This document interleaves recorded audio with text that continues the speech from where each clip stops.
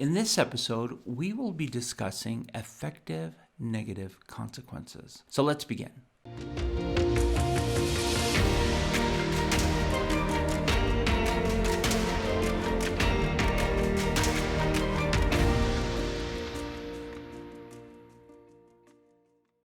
Hello, my friends. How is everyone? I hope everybody's doing well. I actually am doing fantastic. Yesterday, I had a coaching session with a family, and this is the topic that we discussed for the entire time that we were on the phone. And so I am super excited actually to share with you because it's really fresh on my mind, and it's actually something that a lot of parents ask me about, and they ask anyone who's working with children actually, how do I implement effective consequences, negative consequences to help shape behavior. Now, before we jump into this, we're going to work through definitions. I need to define certain terms for you. We're going to talk about 5 components that make consequences work and actually change consequences into effective negative consequences. Okay. And then after that, as we discuss the 5 components that make it effective, I just want to share some thoughts about it. And throughout, I'll be throwing in some examples. So let's start with definitions first. Okay. First, I don't want a million emails from people or people to contact me and tell me that there are positive and negative consequences. I do know that. In fact, I completely agree and understand that. However, in Smarter Parenting, we've actually separated consequences with effective positive rewards. So we have effective negative consequences and effective positive rewards. And we've separated the two just to make it very clear for parents, because if we start talking about positive and negative consequences, it can get pretty confusing. So we do know that here, and I do know that, but we've separated the two for clarification. Okay, so no need to let me know. I know, and you know. The reason that we did that as well is because a lot of times when you ask people about consequences, they immediately think of a negative consequence. So a consequence of breaking the law, for example, is to go to jail, right? So yeah, we get that. So the mind usually tends to move consequences into this negative sphere, into more correctional type area. And so that's why we have separated the two.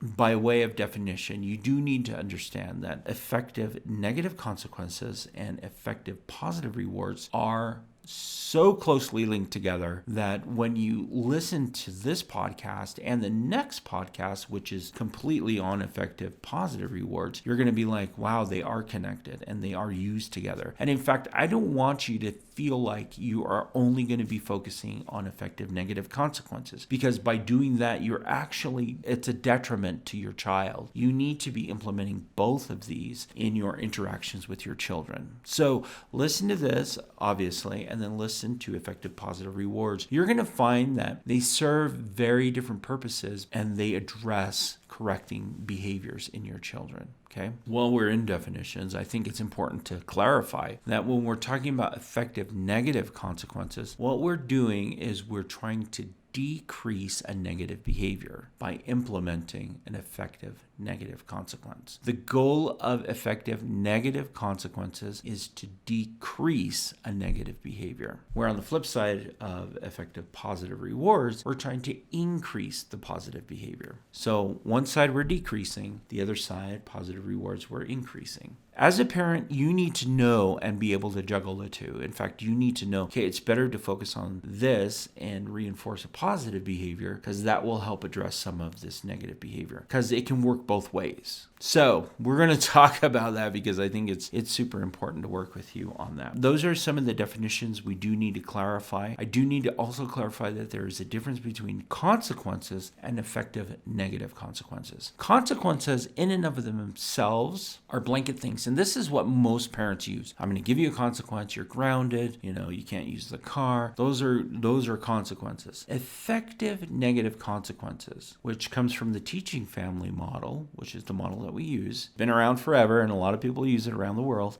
to help children and families, and it's been proven and tested for ages and for decades. The difference is this actually takes into consideration 5 components that make it effective and still allow for relationship to occur, allow for a connection to be made with the parent, and actually helps the child figure things out in the long term. That's the difference between the two. One is just kind of, I'm just going to give you a consequence, and there's no real thought or systematic approach towards it. And effective negative consequences actually has a systematic approach to it. There are 5 components that you need to consider while you are giving a consequence to your child. So difference between that, we did need to clarify. There are consequences out there that you can give your child. They're usually not really well thought out, and they're just kind of thrown out there a lot of times with a ton of emotion, whereas effective negative consequences has a lot more thought behind it. There's a systematic approach. There are things that you consider before you actually issue the consequence to make it more powerful and more effective. In my experience, it has always been more effective to use effective negative consequences with this approach of being very systematic and logical and working through it than it is to just throw out consequences. Because throwing out consequences is kind of like throwing spaghetti on the wall, hoping that it will stick. Sometimes it does, sometimes it doesn't, and pretty soon your wall is covered in spaghetti and it's gross. We want to be systematic. We want to know exactly what we're doing, how we're doing it, and that approach. Now, as far as definitions go as well, I do need to clarify that there are natural consequences to behaviors, and then there are the effective negative consequences that are actually created by you as a parent to help address some of the behaviors. Let me explain what natural consequences are. Natural consequences are things that naturally happen because of a behavior. So take, for example, a child who walks outside in the winter when it's cold outside, but they don't wear a coat. A natural consequence for that behavior is that your child is going to be cold, right? That's just a natural thing that's going to happen. And regardless of how the child feels, regardless of what they do, throwing a tantrum, whatever, that natural consequence is never going to change. In fact, it's going to stay consistent. It's just natural. Another example would be a child who refuses to eat dinner. So a child who refuses to eat dinner, the natural consequence is they're going to be hungry. It doesn't matter what they feel, what they think, they throw a tantrum. It's just a natural thing that's going to happen. You don't eat, you're going to be hungry. So those are natural consequences that naturally occur when a behavior happens. Sometimes with children, those natural consequences don't stick and they start to learn it over time. I remember working with a family and we were talking about natural consequences. And I said, well, children do learn from a very young age natural consequences. And parents are like, what do you mean? And I'm like, well, it only takes once for a child to try and walk through a wall to realize the wall is never going to move. It's going to consistently be there, regardless of, the baby crying or whatever. They can try it over and over, but after a while, they're going to be like, okay, this is a wall, and the wall is not going to let me go past it, so I got to figure something else out, right? Natural consequence. Those are natural consequences. In fact, natural consequences are great teachers because, again, they're consistent, they don't change, and regardless of whatever the child does or misbehaves or whatever, it's going to stay the same. One thing that I think is super great to talk to children about is this idea that there are natural consequences, but there are also effective negative consequences that you as a parent, you will need to introduce to your child to help shape some of the negative behaviors, because the natural consequence isn't as apparent or isn't as cut and dry as the examples that I've given. So you are going to have to supplement the negative behaviors they may have with teaching them through the use of effective negative consequences. All right, so we've clarified that there are natural consequences to things, and then there are effective negative consequences that you as a parent are going to implement to help shape and decrease your child's misbehaviors. Okay, great. I hope that clarifies a lot. Again, don't send me a million emails, and unless you want mini coaching, if you want the mini coaching, send me an email and contact me on the Smarter Parenting website. Be happy to sit down and we can work through some consequences, effective negative consequences that you can use and implement with your child. I will tell you this, if we are going to be talking about effective negative consequences, we are also going to be talking about effective positive rewards because they are so connected, so linked. Having both of those available for you to use and to adjust and change around is going to make you more powerful as a parent and more effective. We'll be talking about both of those. But for this podcast in specific, we will be focusing in on effective negative consequences. Now, what are the 5 components that make effective negative consequences work. I'm going to list them and then we're going to discuss them. The 5 components really quickly are: it needs to be immediate. The size and degree of the consequence needs to be appropriate for the misbehavior. You need to be consistent. The consistency. Important. The effective negative consequence needs to be important to your child. Needs to have value for your child. And then the 5th component is you need to vary the consequence. Not giving the same consequence over and over for multiple things, but actually adjusting for specific situations. Again, immediate, degree, size, consistency, importance, and then varying the consequence. Let's start off by talking about immediate. So children live in the present. They live in the now.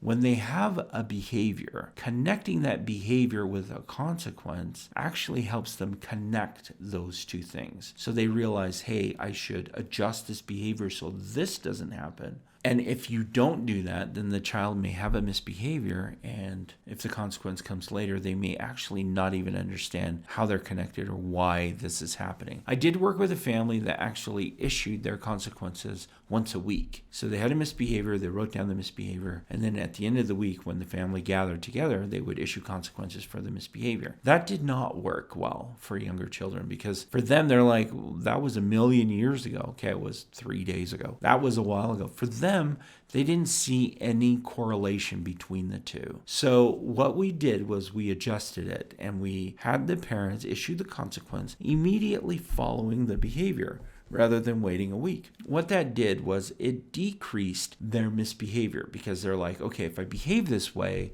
then this happens. Okay, I get it. Those are connected. Rather than I behave this way, nothing happened.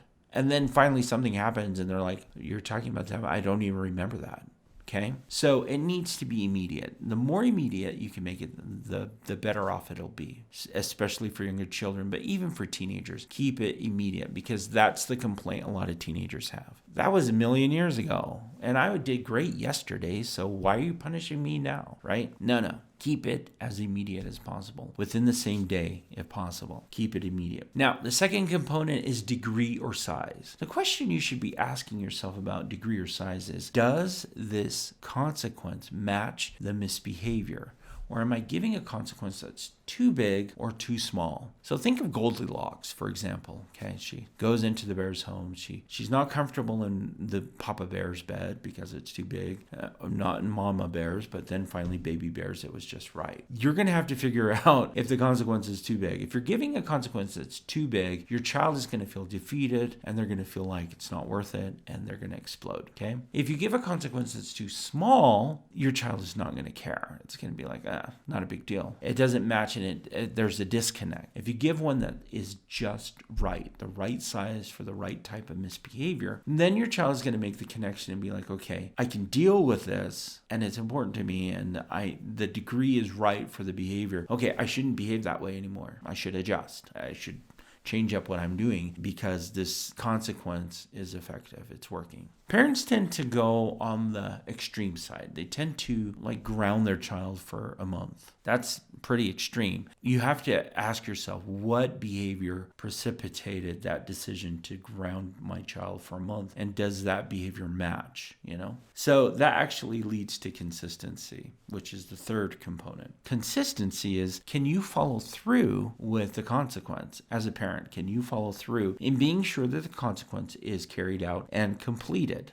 Take, for example, that thing that I had mentioned earlier about being grounded for a month. Are you able to follow through to be sure that your child is grounded for a month? Now, I was working with a family where it was just a single mom, and she would issue consequences of grounding her child for a month. However, she was working after school, and so there's no way for her to monitor her child. When we went through the components of whether or not that was an effective consequence to be giving her child, she immediately realized it's not, because she cannot monitor him when he's at home and she's at work. There's just no way for her to do that. She couldn't take the time off of work, to call in and be sure and have him check, and she just didn't. So we had to adjust the consequence in order to make it work for what she could follow through with. So we actually changed the consequence for times that she could be there to monitor him and to help him and and to do that. And so we just had to make some adjustments to that. But you have to ask yourself as a parent, if I'm issuing a consequence, is this something I can follow through with? And remember,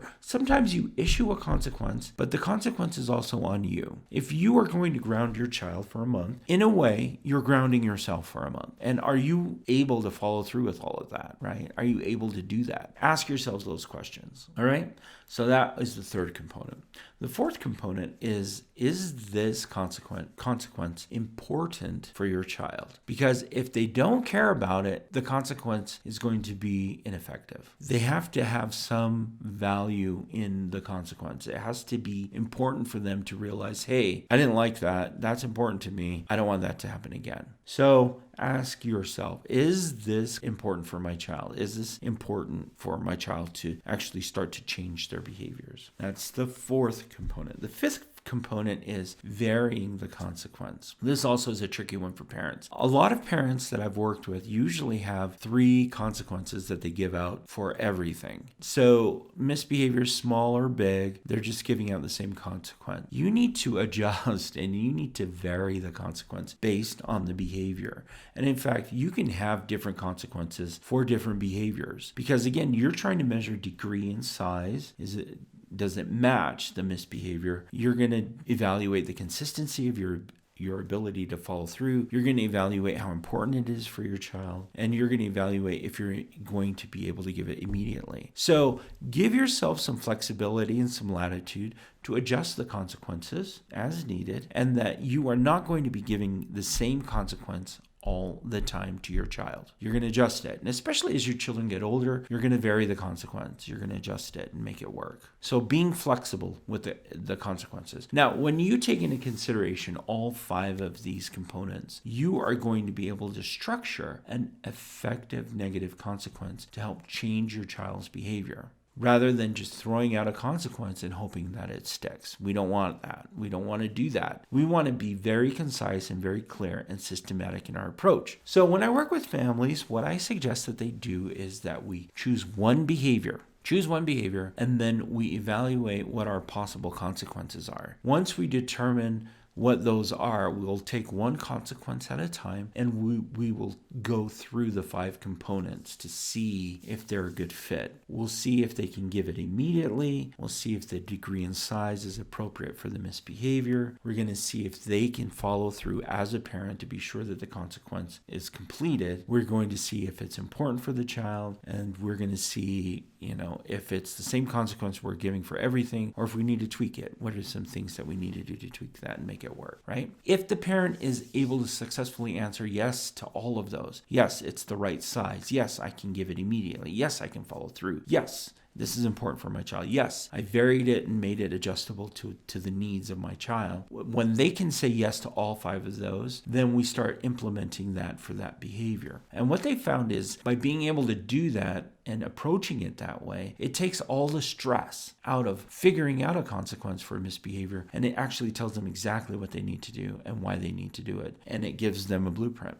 For parents who have children who are working through consequences, I highly suggest you sit down with your child and you work through these and you explain to them each of these components and you talk to them about consequences and why you're implementing specific consequences for specific behaviors. That actually will teach your child that you are thinking about these things and you're not acting irrationally. It also sets up the expectation for your child to behave and to correct specific behaviors. It also prepares your child for what will happen if they misbehave. And there's a certain safety and comfort in knowing what is going to come, the anticipation of what is going to happen. So again, there are just so many benefits to doing this. It seems like there are a lot of components and there are a lot of steps and things to consider. However, the more you do this, the easier it becomes. So if you do this for 3 consequences that to address a behavior. If you're writing this out and you're figuring it out, what you're going to find is it's actually easier as you go. And pretty soon you're going to be able to work through effective negative consequences very quickly to address negative behaviors. So it's worth it to take some time up front to save yourself a lifetime of stress and uncertainty. And you want to do the work up front to save yourself from all of that drama. Because it will be drama. I hear this all the time with parents where they're just like, there's so much drama when I issue a consequence that I'm terrified to give a consequence. The reason being is because it's a high emotional situation. What we're doing by systematically approaching this is we are removing that drama by establishing set norms. We're making everything predictable for everybody that's involved. And you should never be in a position where you are scared of doing the right thing with your children. You should always have a plan and always be in control of what it is that you should do. Usually parents who are scared are running off of emotion. And so by doing it this way, we are removing that emotional response and actually replacing it with an approach that has been tried and tested for generations, and it works. It absolutely works. So I just want to reiterate the components of effective negative consequences, which are: it needs to be immediate. The degree and size needs to be right based on the behavior. You need to be consistent. There needs to be consistency in that, and that you're able to do that consistently over time.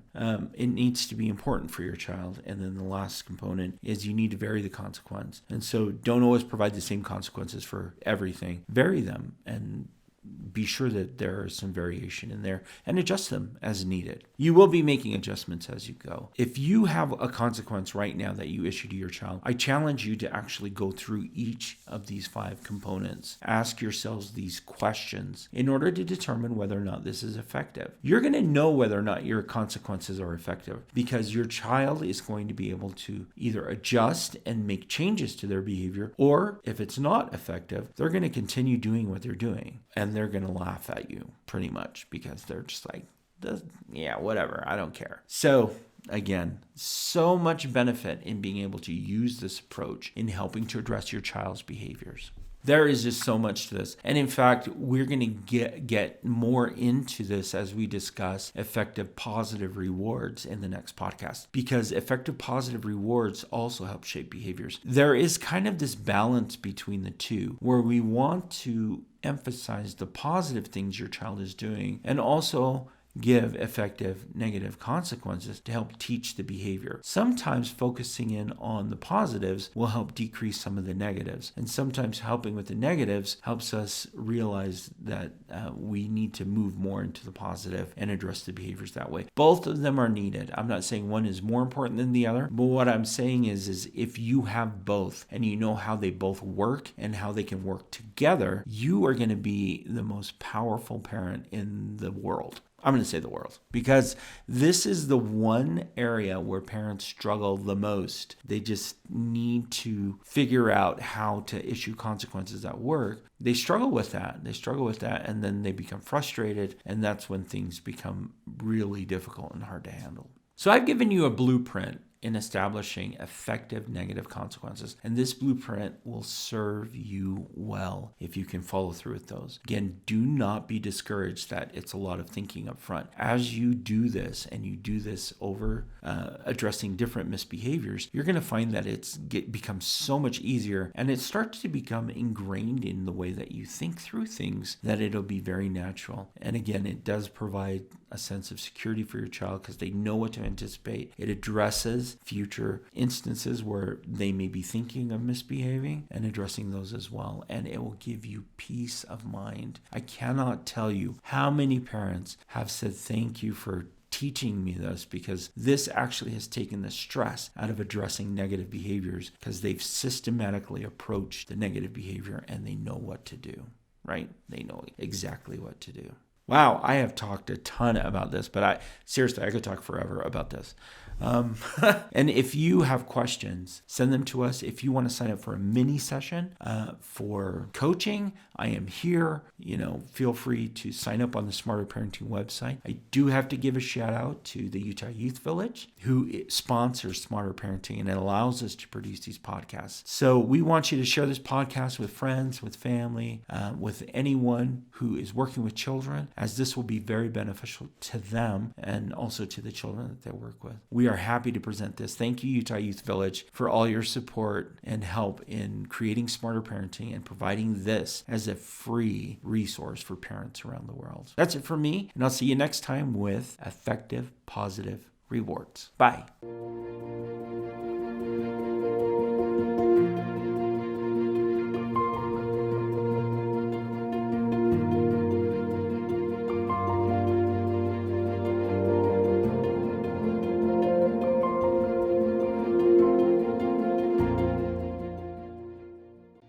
Smarter Parenting welcomes you to our podcast series, The Parenting Coach for ADHD. Here to heal and elevate lives is your parenting coach, Siope Kinikini.